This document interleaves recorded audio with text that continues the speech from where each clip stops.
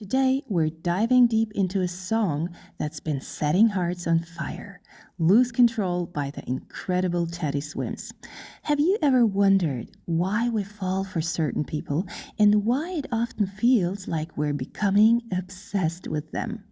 Lose Control inspired me to explore this topic, so let's unpack the psychology behind the lyrics.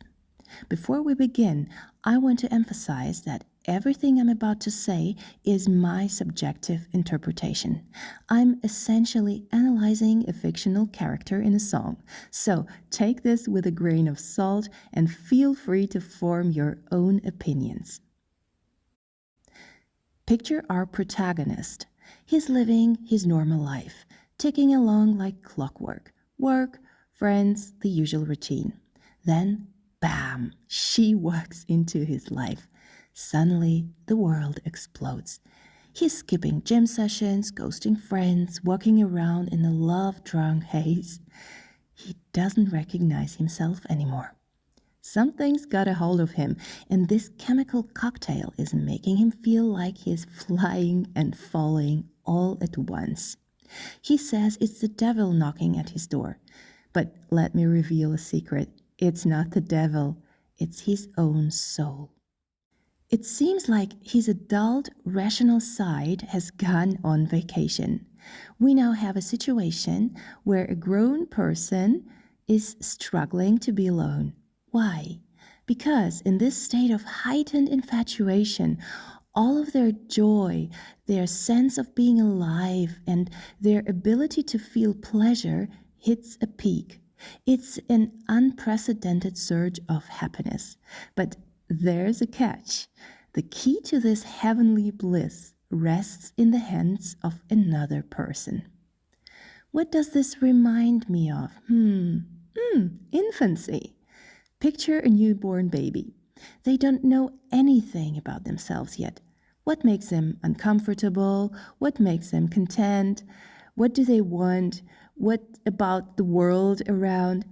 So luckily, there's this magical, all-powerful Wonder Woman who knows it all. The second the baby feels discomfort, she's right there, ready to comfort, explain, and help. This is actually how we begin to understand ourselves and the world around us through our earliest interactions with our mother. We learn to recognize our various needs and to satisfy them. It's a completely natural process. But life would be boring if everything went smoothly without hiccups. Sometimes mom might not come to help in time, or she might misunderstand what we need, or she might even tell us, no, it's not proper to want that. And then we suppress that desire, pushing it into our subconscious. By the time we've grown up, we've accumulated a significant number of unidentified parts of ourselves, unfulfilled needs that we don't even realize we have. We can live like this, and most of us do, but the soul has its own law, the law of self-discovery. It's always on the lookout for chances to fill those unrecognized voids with necessary experiences. And guess what mechanism it uses? Falling in love. That's why we suddenly find ourselves irresistibly drawn to certain people. We're attracted to those who, on a subconscious level, remind us of our lost parts. They're the ones who can help us fill our deficits and achieve wholeness. And feeling whole, my friends, is the most desirable experience for us. It's like paradise on earth. It's like that Greek myth about two halves wandering the world, searching for each other to reunite and become whole again. That's what our obsession is about. Next to that special someone, we finally feel complete. All our deficits are covered, all needs are met, all desires fulfilled. Just like back in infancy, when you're content, well-fed in silky diapers, lying in mom's arms, blowing pink bubbles of happiness. skin-to-skin contact, eyes locked, and the feeling of utter bliss when the other person knows exactly what you need and how to give it to you. Yes, we're all products of our childhood.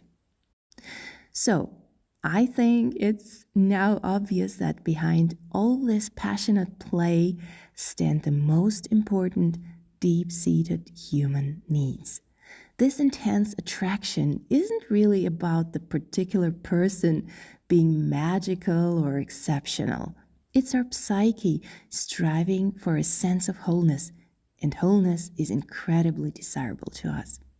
When we unconsciously sense something in another person that seems to reflect a part of ourselves we've been longing to restore, that's when we become obsessed with them. That's when great lyrics are written and crazy acts are committed. It's a reflection of our desire to merge with someone bigger and stronger who can take care of us. It's the pursuit of wholeness, of reclaiming the lost parts of our soul and satisfying our deepest needs. When we experience such a strong feeling for another person, it makes sense to ask ourselves, what is growing inside you in response to this person? What important part of yourself, which you haven't yet recognized but see reflected in them, are they mirroring back to you?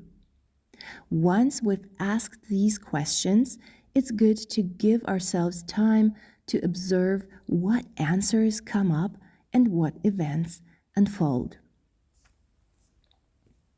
These are my reflections inspired by Lose Control.